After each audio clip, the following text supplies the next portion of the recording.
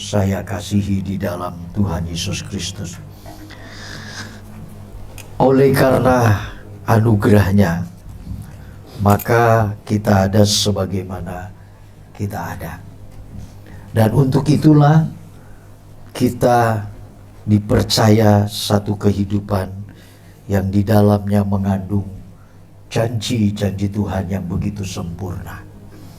Dan oleh karena itu kita harus memakai hidup ini dengan benar-benar, dengan serius memperkarakannya.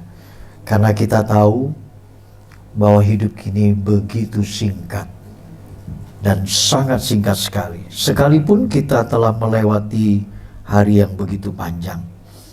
Baik Bapak Ibu yang saya kasih dalam Tuhan, karena bergerak dan berjalan, saya tidak lebih lagi apa yang kita rindukan, tentunya kebenaran firman Tuhan.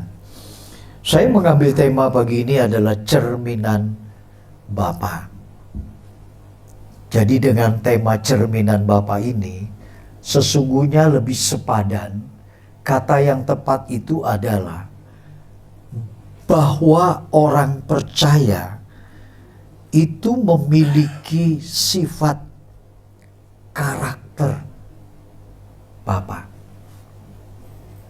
Jadi cerminan Bapa itu lebih tepat sepadannya adalah hidup orang percaya harus memiliki sifat karakter dari Bapa. Jadi tema yang singkat saya ambil adalah cerminan Bapa. Nah, untuk itulah kalau kita melihat bagaimana perjalanan kehidupan kita belakangan ini, setiap kita hanya kita yang tahu dan Tuhan yang mengerti. Namun, perjalanan demi perjalanan bahwa kekristenan ini tidak cukup sekedar kita beragama atau sekedar kita pergi ke gereja atau sekedar kita melayani.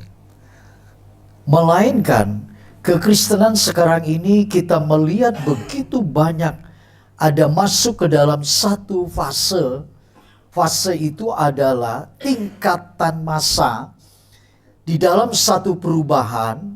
Bagaimana orang bersikap hari ini itu masa bodoh terhadap keselamatan dan juga terhadap firman Tuhan.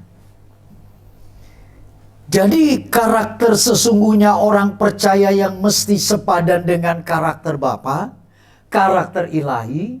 Tetapi belakangan ini, kalau saudara mencermati dengan benar, manusia termasuk di dalamnya orang percaya itu masuk dalam fase orang ada di dalam lingkup ruang masa bodoh terhadap kebenaran firman dan masa bodoh juga tentang kehidupan menuju keselamatan. Yang penting baginya adalah dirinya selamat menurut ukuran apa yang dibutuhkan. Dirinya selamat menurut ukuran bagaimana masalah saya hari ini selesai. Konteksnya hanya ruang-ruang yang sedemikian yang menjadi pola pikir orang dan kekristenan hari ini.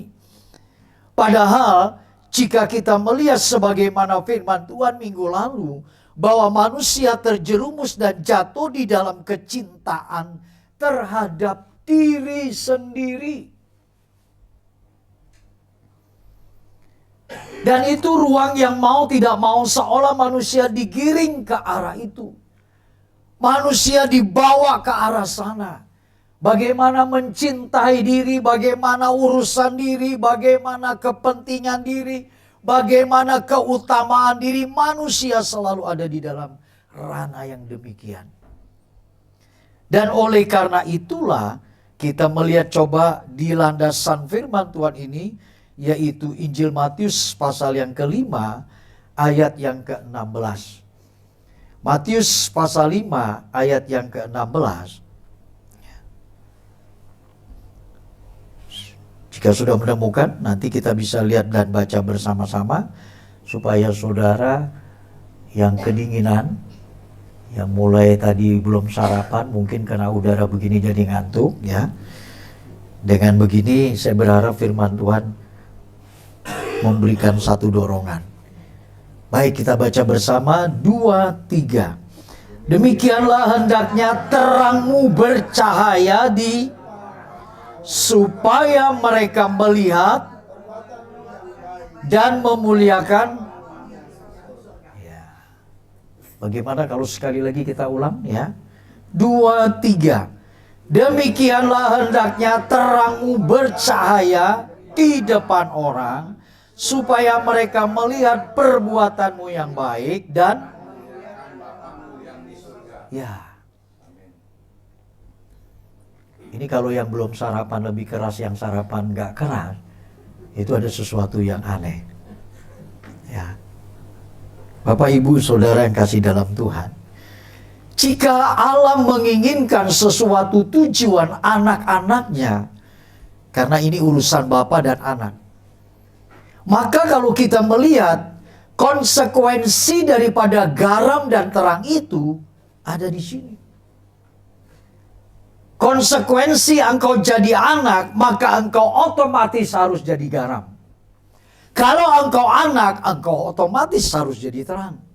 Kalau kedua-duanya sudah melabelisasi dalam hidupmu, dan itu mewarnai perjalanan hari-harimu, maka engkau akan menuju ke sini. Segala sesuatu perbuatanmu itu akan mengandung Bapa dipermuliakan. Atau sebaliknya, segala perbuatanmu dan lakumu justru Bapa dipermalukan. Kan konsekuensi. Maka bila kita melihat judul di atas bagaimana tentang cerminan Bapa, maka refleksi kehidupan orang percaya yang adalah inisial garam dan juga terang, maka refleksi cerminan pantulan. Kalau saudara habis selesai mandi lalu berbenah diri, maka kita bercermin, kita melihat siapa diri kita. Mana yang belum rapi, mana yang belum sepadan, mana yang belum enak dilihat, kita buat menjadi sesuatu yang enak dilihat. Kan begitu gunanya cermin. Nah, bila kita melihat diri kita dan bagaimana Bapa yang begitu sempurna, Dia menyederhanakan dengan istilah garam dan terang. Sekalipun ada firman yang mengatakan, hendaklah engkau sempurna seperti Bapamu yang di surga. Nah, kalau kita melihat esensi kehidupan kekristenan, intinya adalah kita bercermin kepada Bapa dan orang bercermin kepada kita. Kita bercermin kepada Bapa, orang bercermin kepada kita. Kan begitu semestinya role daripada perjalanan orang percaya, orang Kristen, itu begitu esensinya. Jadi pantulan demi pantulan itu menggambarkan bagaimana kemuliaan Bapa dan dilihat oleh perbuatan kita, laku kita, bukannya lagu. Ya. Bukan berapa nilai kita yang bisa dijual, tetapi perilaku kita itu menjadi suatu pantulan, cerminan bagi banyak orang. Itu sebabnya kalau kita melihat perkara ini, bagaimana Tuhan berkata, jadilah engkau garam dan terang dunia. Namun kalau kita melihat belakangan tadi di awal saya mengatakan fase yang terjadi perubahan-perubahan orang Kristen hari ini, itu hampir menuju kepada gradasi nubuatan firman. Garam kalau sudah tidak jadi asin, akan diinjak orang.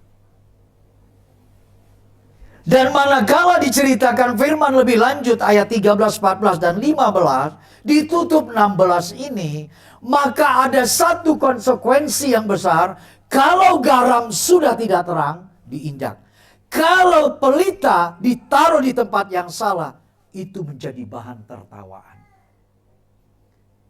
Selain menjadi bahan tertawaan, juga menjadi cemoohan.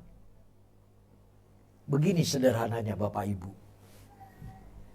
Seandainya ini pelita, firman Allah ditaruh di bawah gantang, ditutup, maka terangnya tidak bisa tercermin kemana-mana. Terangnya sudah tertutup dengan gantang. Berarti kalau pelita ditutup dengan gantang, dia tidak bersinar. Ini menjadi satu cemoohan, tertawa. Kok pelita taruhnya di bawah gantang? Ada yang salah penempatannya. Mengapa taruh di sana? Bukankah pelita harus taruhnya di tempat yang semestinya? Bukankah hari ini kekristenan menaruh hidupnya di tempat yang seringkali tidak tepat? Istilah saya tadi, perubahan dikarenakan fase kepentingan diri lebih kuat dari kepentingan Tuhan. Dan orang jatuh terjerumus digiring ke sana semakin jauh dari terang yang sumber terang kehidupan. Seolah sumber terang kehidupan itu tertutup dengan terang diri sendiri. Tertutup dengan keadaan bagaimana terjerumus kecintaan akan dunia dan apa yang ada di dalamnya, termasuk cinta akan uang. Maafkan kalau saya salah. Kalau saya mengamati kekristenan dan orang percaya, kalau dia sudah menemukan terang sesungguhnya, kalau dia menemukan terang sesungguhnya, dia tidak pernah akan absen dalam ibadah. Bukan artinya saudara menyenangkan saya kalau datang ke gereja. Bukan artinya saudara memenuhkan bangku gereja untuk itu. Bukan. Itu terlalu picik. Engkau sedang berhadapan dengan kehidupan yang nanti tidak ada yang bisa belamu. Tragis. Jika engkau mati, siapa yang bisa membelamu? Tragis sekali itu. Hanya Dia yang menjadi terang sesungguhnya hidup kita. Kita harus memantulkan terang yang besar itu, supaya orang lain pun melihat bagaimana terang itu tepat di tempatnya, bukan di bawah gantang. Bukan banyakkah orang Kristen hari ini menjadi cemoohan, bahan tertawaan, menjadi ejekan bagi orang-orang yang tidak percaya akan Tuhan. Dia menangis melihat perkara ini. Mengapa anakku bisa seperti ini? Karena salah ditaruhnya. Kalau orang sudah menemukan Kristus dan kesejatian firman-Nya, maka orang itu pasti mantul terang. Dan inilah yang sesungguhnya kalau kita melihat bagaimana ayat 16 berkata, demikian hendaknya, mestinya, seharusnya. Kesinoniman kata demikian hendaklah, semestinya terangmu itu memancar. Kan begitu. Bukan siapa yang khotbah, bukan siapa yang melayani, bukan siapa yang WL, bukan siapa yang main musik. Tapi terangmu itu nggak bisa dibohongi. Terpancar. Karena dari terang sumber yang besar. Itu kan logis sekali akal kita bisa menerimanya, bukan? Tapi mengapa itu bisa terbalik dalam dunia kita? Seperti minggu yang lalu. Kalau orang bergaul dengan penjudi, dia menjadi penjudi. Kalau orang bergaul dengan peminum mabok, dia akan mabok. Tapi mengapa katakan supaya terangnya lancar karena orang melihat perbuatan kita? Kok nggak bisa?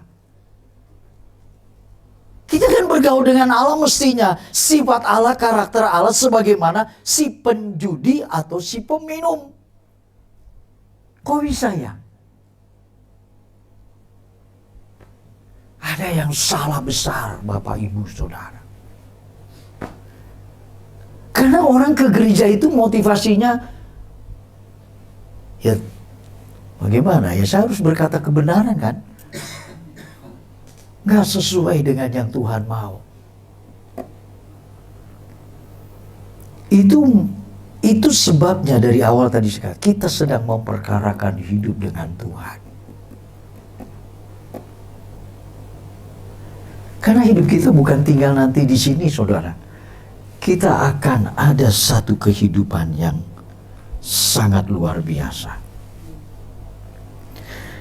Jika kita melihat terang dan garam itu tidak berfungsi di tempatnya atau tidak memiliki rasa asin kembali, pertama, maka kalau tidak pada tempatnya itu terjadi, yang pertama, setelah garam tidak asin atau terang tidak berfungsi, itu memiliki pengertian tidak ada pengaruh dampak karena garam mudah diinjak.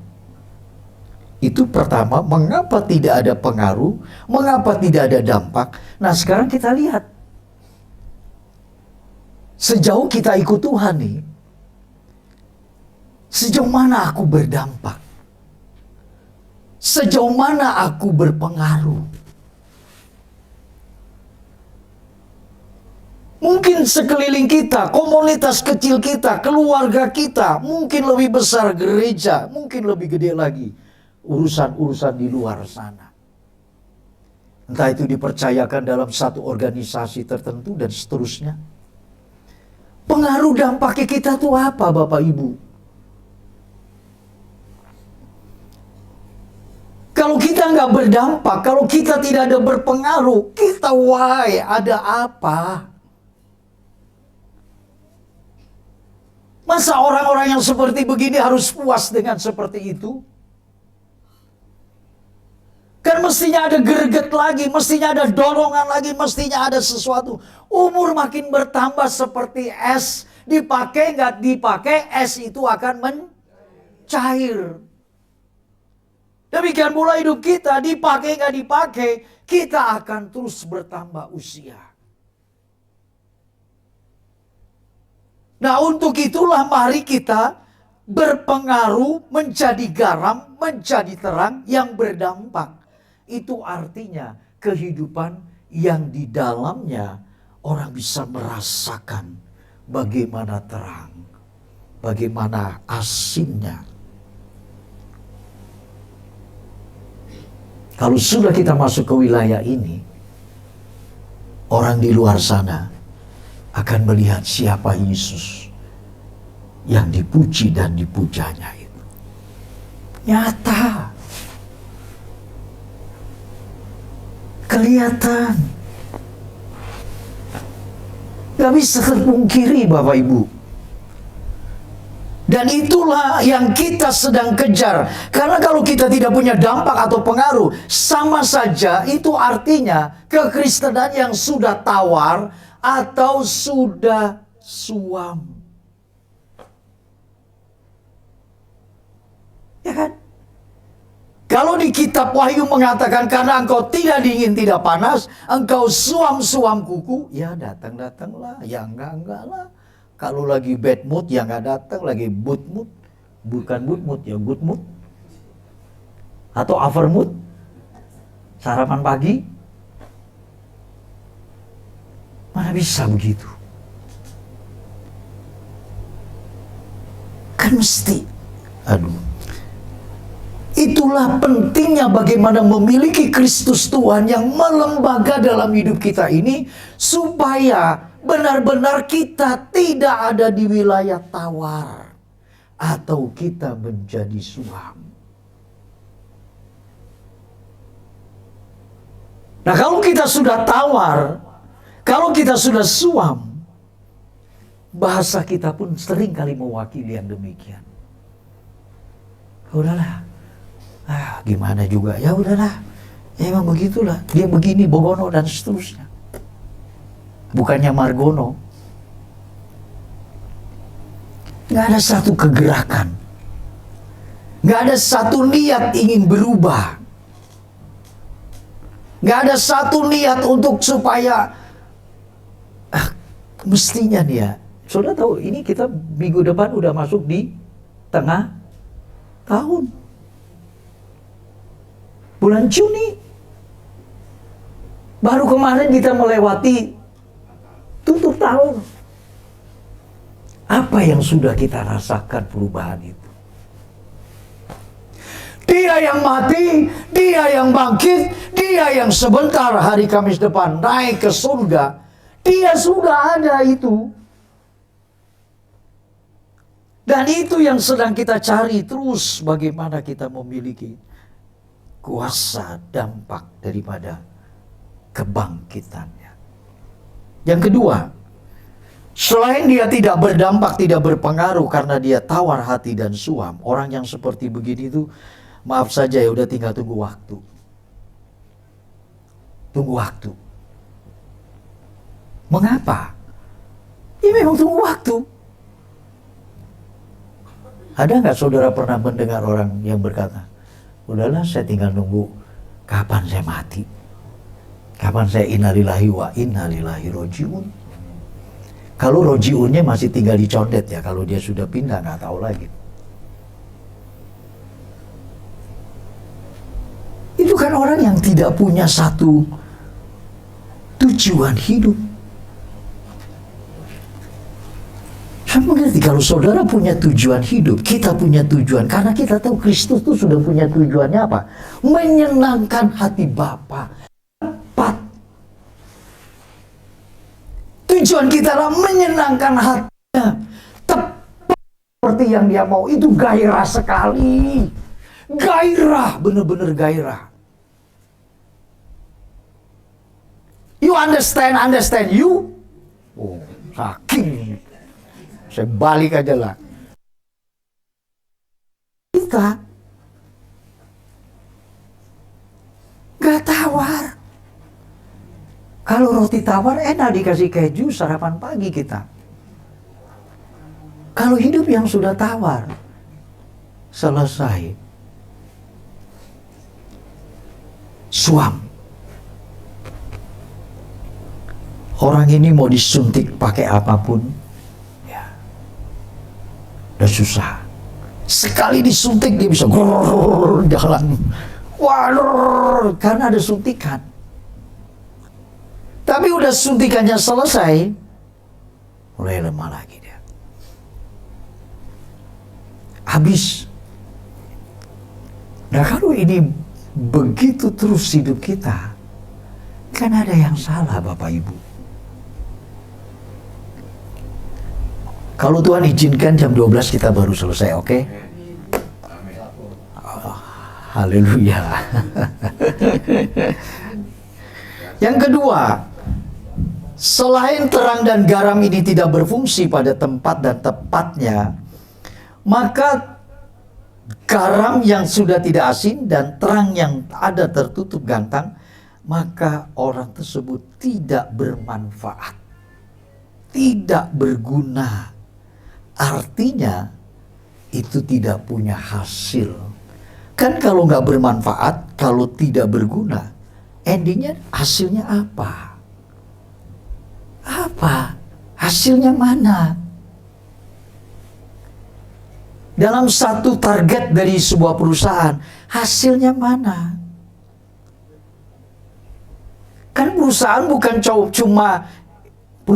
bukan saja ingin melihat hasil daripada pekerjaanmu, tapi hasil segala yang kau sudah katakan, yang kau bikin itu mana? Kan gitu. Saya rasa ini idealis sekali, semua pasti tahu hal itu.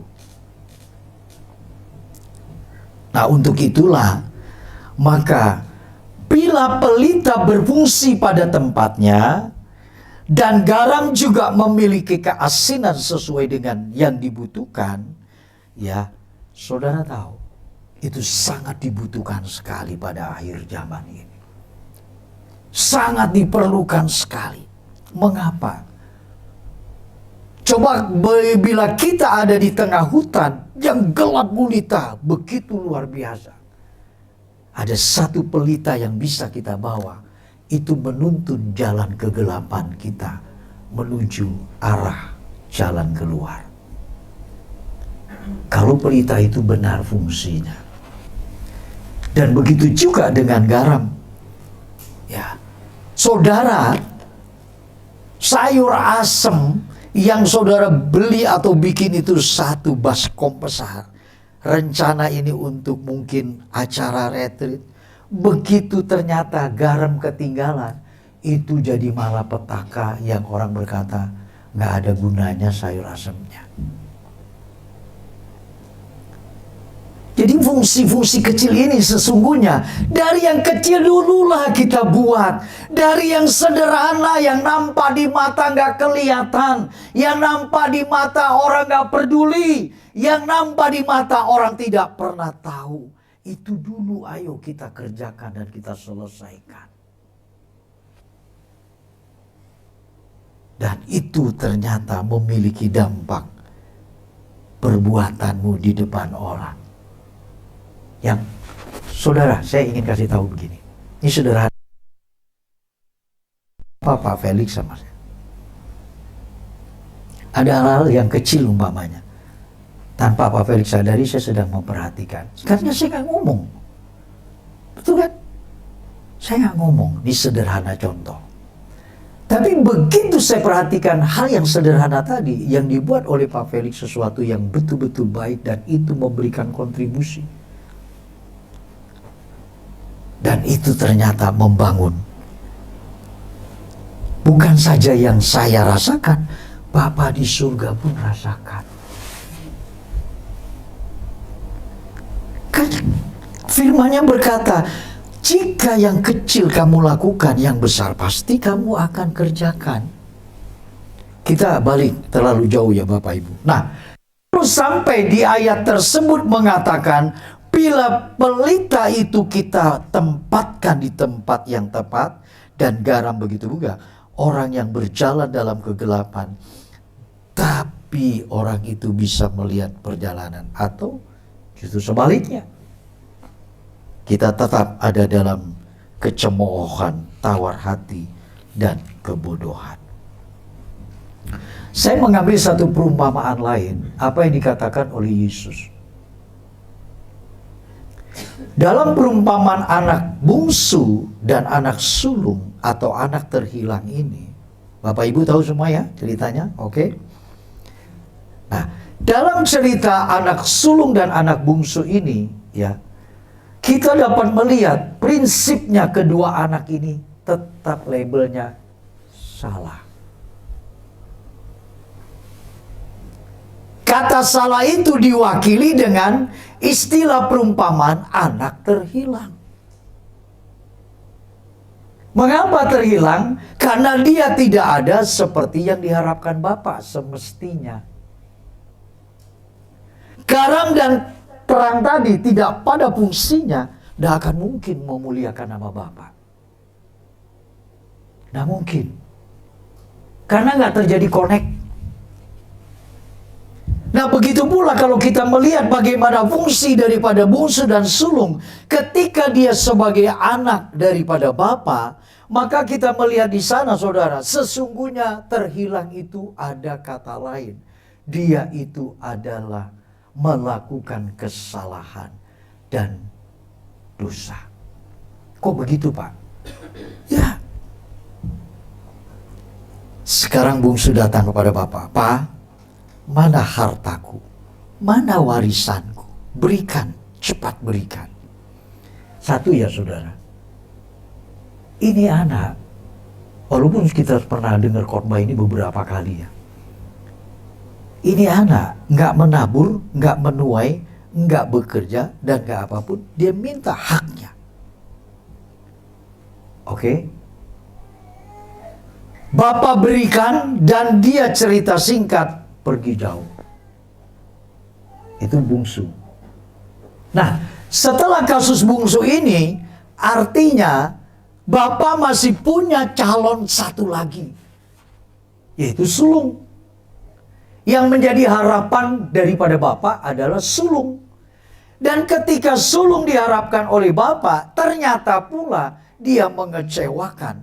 Dan sama judulnya adalah tidak percaya sama Bapa. Jadi kedua anak ini sesungguhnya terhilang itu karena tidak percaya Bapa. Dengan kata lain, bahasa teologis Alkitab, dari sejak penciptaan pertama, manusia jatuh dalam dosa itu karena dia keluar dan tidak mau dituntun oleh Allah, maka dia luncas dan melakukan dosa dengan memakan buah yang dilarang oleh Bapa. Dan untuk itulah ketidakpercayaan kedua anak ini kepada bapaknya. Dia menyimpang, dia berdosa. Dan itulah sebabnya ketika manusia jatuh dalam dosa, dia dibuang. Terhilang dari hadapan Bapa. Saudara, ini terkelumit saja. Semoga ini tidak terjadi. Jangan-jangan nih. Jangan-jangan kita yang ada di ruangan ini itu bisa terhilang loh. Bisa terhilang.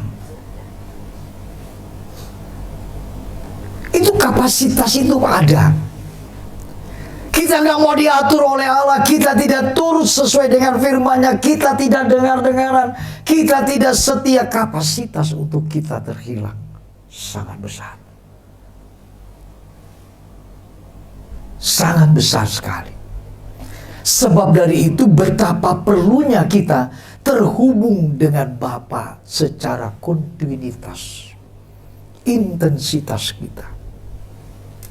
Ku terhubung denganmu selalu apa?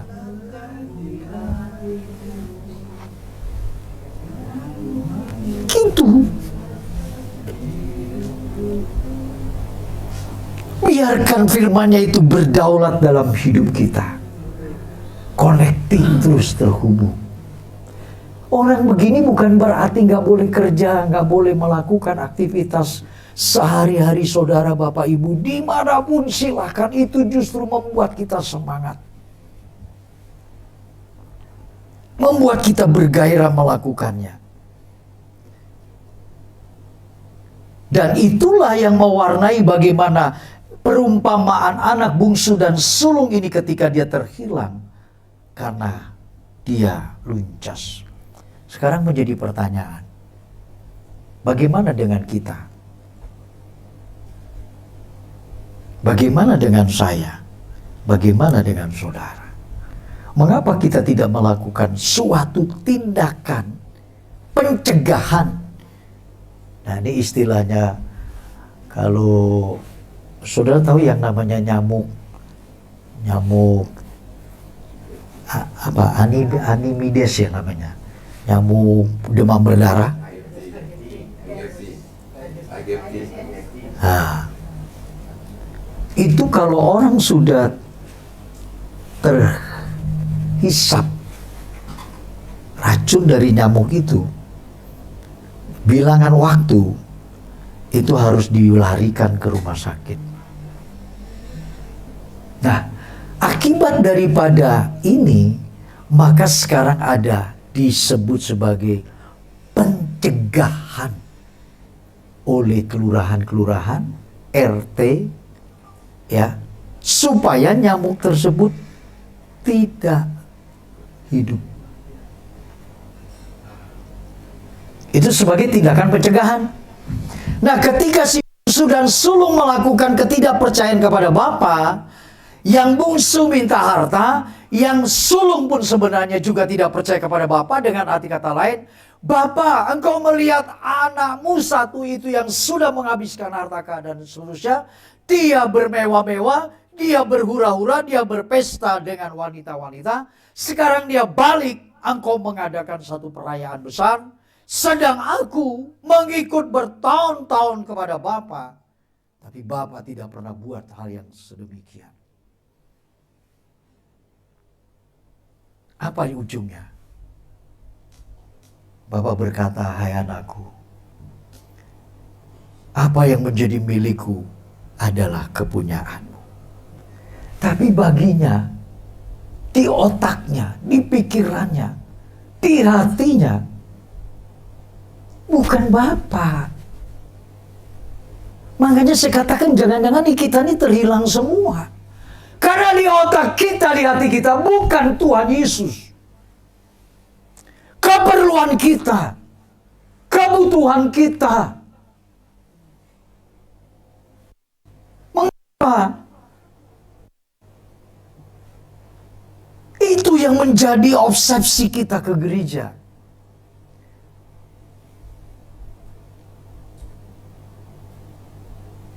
Saya nggak tahu bagaimana lagi Bapak Ibu Saudara. Saya pikir saya lagi begini, ini lagi frustasi. Bukan. Saya ingin melihat terlalu dahsyat itu kematian dan hukuman kekal. Apinya tidak pernah padam. Kalau diceritakan kertak gigi itu menggambarkan kepiluan, kengerian, dan berbagai hal. Kita sedang berhadapan itu dekat sekali. Maka kalau kita mencari Tuhan ke gereja, hanya berkutat dengan itu saja, selesai kita. Selesai. Hari-hari ini saudara, saya disemangati dengan kebenaran ini. Disemangati. Disemangati karena Kristus telah mati dan Dia membayar semua. Dia jamin hidup kita. Keselamatan itu menjadi milik kita yang berharga. Dengan kata lain, artinya hidup kita ini sangat berharga. Hidup kita nilainya begitu tinggi. Dunia di matanya tidak ada apa-apanya. Harta dan kemewahan bagi Kristus Tuhan itu dibuangnya. Tapi baginya kita menjadi satu kerinduannya. Bukankah artinya kita begitu berharga di matanya? Tapi sayang banyak orang masih terlalu picik dan dangkal memandang ini. Maka saya katakan mestinya itu terbangun dia semangat. Terbangun dia ingin mencari Tuhan. Kok minggu lama sekali ya? Kok Rabu lama bener ya? Kok tempat di mana aku bisa berjumpa kepadanya kok lama? Dan ini yang mestinya mewarnai hidup orang itu. Maka dari itu Bapak Ibu yang saya kasih di dalam Tuhan, saya berharap Bapak Ibu bisa menangkap pesan di dalam apa yang Tuhan inginkan. Kalau bagi saya, mungkin saudara nanti senewan sendiri. Lu ngomong gitu, lu siapa sih? Lu siapa nih? Gue kenal siapa lu gitu. Kan gitu. Yesus tidak dihargai di kampungnya.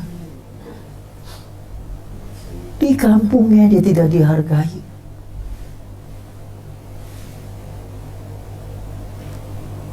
Sebab itu mari kita mengarah fokuskan.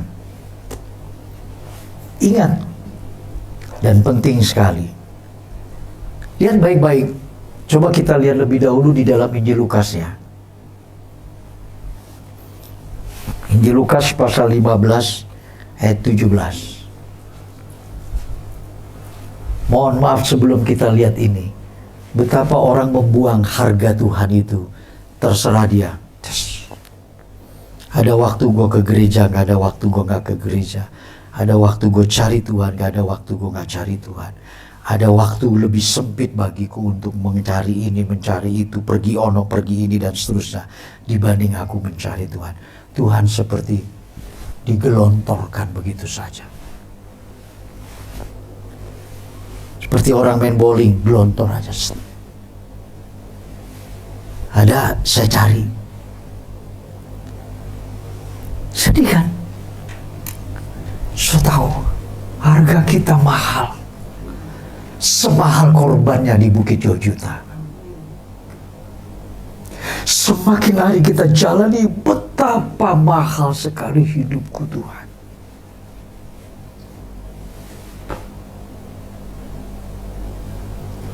Dan ini yang sedang kita taruh pelita itu di tempatnya, supaya semua orang melihat, supaya dunia tahu. Jangan di luar sana kita berkata, lu nggak tahu ya siapa gua, hah? Lu nggak tahu siapa gua, lu aja nggak tahu, lu suruh orang lain tahu gimana? Kan kalau di jalanan sering terjadi begitu. Lu nggak tahu ya siapa gua. Aduh, luar biasa. Satu waktu Tuhan izinkan, saudara, saya mengalami begitu luar biasa. Perubahan demi perubahan. Kalau saya mengatakan, Yesus sendiri juga berkata, jangan aku yang mengatakannya, biar orang yang melihatnya. Ya kan? Ayo kita lihat di ayat 17 ini, Lukas. Ya, saya kalau suka bikin Lukas nih, suka memori, saya ingatnya sama ini orang gitu. Lukas 15 ayat 17. Ya. Apa yang ada di sana kira-kira? Lukas 15 ayat 17 berkata, lalu ia menyadari keadaannya, katanya, betapa banyaknya orang upahan Bapakku yang berlimpah-limpah makanannya, tetapi aku di sini mati kelaparan. Ya. Jadi si bungsu ini telah menyadari keberadaannya. Maka tadi saya katakan, kalau sampai di wilayah RT saja sebelum terjadi nyamuk yang membahayakan dan mematikan, maka ada satu tindakan pencegahan. Mengapa si bungsu dan si sulung telah melakukan itu? Firman menceritakan dan mengabarkan berita yang baik kepada kita. Mari jangan kita buat seperti bungsu, jangan kita lakukan seperti sulung. Kita lakukan tindakan untuk kita tidak sepertinya. Cegah tindakan yang ketidakpercayaan kepada Bapa. Tindakan untuk kita tidak mengakuinya dia dalam jalan-jalan hidup kita. Kita cegah. Tindakan kecurigaan kita akan Allah. Mengapa orang lain Allah tolong? Mengapa orang-orang yang baru saja keluar dan berdosa, kok Tuhan tolong, kok aku begini-begini aja, kok sudah lama gak ada perubahan dan seterusnya. Kecurigaan itu timbul terus. Karena sesungguhnya orang ini belum menemukan, yaitu anak yang sadar akan Bapa yang begitu hebat. Kan sudah kan? Alkitab mengatakan, sekarang lalu ia menyadari keadaannya, dia sadar setelah dia mau mati kelaparan.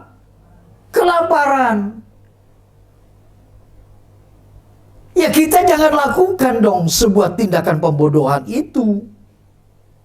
Kapan Pak? Ya sekarang. Kemarin saya nggak semangat, kemarin saya asal-asal, sekarang aku buat. Karena aku tahu Kristus mengubah hidupku. Karena aku tahu dia Tuhan yang sanggup mengubahkan. Karena aku tahu dia Tuhan, masa depanku ada. Masa depan bukan berarti nanti saudara diangkat dan perusahaan menerima saudara sebagai manajer, sales manager dengan fasilitas, yaitu mobil, gaji besar. Bukan. Masa depan itu ketika orang ada berbagai persoalan, kita pun punya masalah, tapi kita masih bisa berjalan. Kita masih bisa tersenyum. Kita masih bisa optimis. Kita masih gak takut apapun. Itulah masa depan yang menggambarkan Kristus berjalan dengan kita. Bapak, Ibu, Bapak, ya, Jadi kalau kita melihat hal ini, saudara sadar apa di sini yang terjadi? Hubungan, relasi, ku terhubung. Terjadi hubungan bapa dan anak. Kalau terjadi hubungan bapa dan anak, itu artinya apa? Keluarga. Kok bisa sulung berkata, bertahun-tahun Bapa, aku melayanimu, tapi yang kau tidak buat ini untukku. Kok ada anak yang merasa seperti itu anggapannya kepada bapaknya? Nyempal keluar. Ranting kalau sudah lepas dari pokoknya, kering. Dibuang. Kekristenan tidak menghasilkan buah sebagaimana seperti yang diharuskan. Maka kecurigaan hidup. Mengapa banyak orang negatif hidupnya? Mengapa? Karena ini tadi. Ya kan? Halo? Loha? Iya. Nah, hubungan relasi bapa dan anak itu menjadi satu hubungan yang sangat harmonis. Hubungan bapa dan anak mestinya terhubung dengan baik antara bapa bungsu si sulung atau bapa sulung dan bungsu. Kita lihat bukan terjadinya apa? Antara bungsu dan sulung? Apa ya bisa istilah tepatnya? Kayak bermusuhan itu apa? Jealous. Itu maksud saya. Tuhan kasih ketemu juga itu bahasa. Jealous. Jadi bungsu sama sulung ini jealous ternyata. Bisa saja kepergian bungsu dia merasa udah muak dengan si sulung, atau juga mungkin dia ingin bebas seperti sebagaimana firman. Tapi si sulung jelas-jelas dia berkata, anak bapak tuh anak bapak baru pulang habis berbuat dosa. Kan kita sering begitu nih. Halo, di sini nggak ada ya? Itu anak bapak tuh, orang berdosa tuh. Sekarang dia balik, dikasih tugas lagi, dikasih pimpin pujian lagi sama mama, dikasih ini lagi prayo. Maka gampang sekali telunjuk kita. Nah si sulung begitu. Tuh anak bapak yang baru pulang mengajari, bapak tahu nggak, aku ada. Bapak nggak pernah buat, aku ada. Kurang apa aku berjasa pak? Kurang apa aku sudah menyumbangkan semua dalam hal kontribusi di pekerjaanku, kontribusi di tenagaku, kontribusi di pikiranku. Bapak nggak pernah buat. Ini bahaya sekali sudah. Seperti yang kemarin juga Cidewi bilang, betapa licik hati itu. Maka selalu kita bawa dalam doa. Terhubung. Tuhan, Engkau tahu. Mana bisa kita nggak begini? Kan kita hadap Tuhan begini dong, Tuhan. Petrus, apakah Engkau mengasihi aku? Enggak, Tuhan. Kau mengasihi aku? Enggak. Kan begini kita kebanyakan. Petrus, apakah Engkau mengasihi aku? Tuhan, Engkau tahu.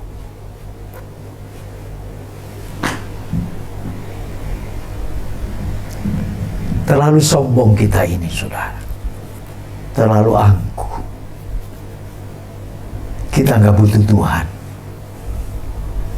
Kita butuh keperluan kita bisa selesai dari kebutuhan-kebutuhan kita.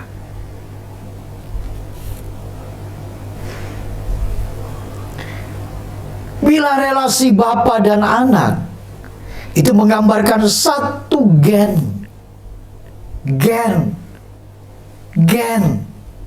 Saya ulang sekali lagi supaya saudara turun lift nanti nggak lupa. Gen. Dengan bahasa lengkap medisnya, genetik. Pengertian genetik itu adalah memiliki keturunan darah. Artinya, Jangan kita cuma sebut dia Bapa dalam doa, tapi gen darahnya tuh, genetik hubungannya nggak sesuai.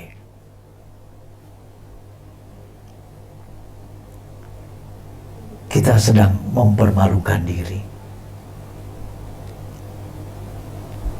Bagaimana kita menghormati Tuhan sekarang dalam doa? Bagaimana kita menghormati Tuhan dalam kapasitas kita sehari-hari? Kalau nyanyi terhubung kita, oke. Itu tinggal hafal saja, bukan? Tapi ketika genetik itu menjadi satu keturunan, Bapak mengharapkan bungsu mestinya gen keturunannya itu ada. Bapak mengharapkan gen keturunan kepada si sulung. Saya mau katakan Bapak Ibu, luka nggak Bapak ini? Lihat dua-dua anaknya ternyata nggak memiliki keturunan gen seperti yang dia harapkan. Satu minta warisan, satu minta perhatian, satu menghabiskan, satu juga akan mau memperkarakannya. Nah, genetik yang terjadi pada anak dan sekarang itu memposisikan kita sebagai orang percaya sama. Jadi saudara dan saya tuh hampir sama dengan bungsu ataupun dengan sulung. Bagaimana bedanya, Pak? Ya kita jangan lakukan dong. Bisa dengan kekuatan kita sendiri? Nggak bisa. Yang bisa menolong kita hanya Tuhan Yesus Kristus. Sebab itu dia perlu mati supaya di sana kita dibangun menjadi satu kekuatan yang besar. Kita tidak bisa mengalahkan dunia dan segala yang di dalamnya. Belum lagi anasir yang terus bekerja luar biasa. Wah, aduh, nggak tahu saudara. Tapi manakala kita diberikan satu power, kuasa. Ya. Kalau sampai Yesus naik ke surga, itu tujuannya apa? Ya. Dan kalau sampai dia memberikan, dia sekarang berdoa kepada Bapanya untuk kita sebelum dia naik, itu apa? Ya. Nah, nanti ini minggu depan aja ya saudara. Bukan minggu depan, hari Kamis. Kalau sekarang nggak lucu lah, nggak surprise saja. Nah, sebagai penutup renungan kita adalah, perhatikan, ketika Bapa dan anak terjadi genetik, saudara garis bawahi,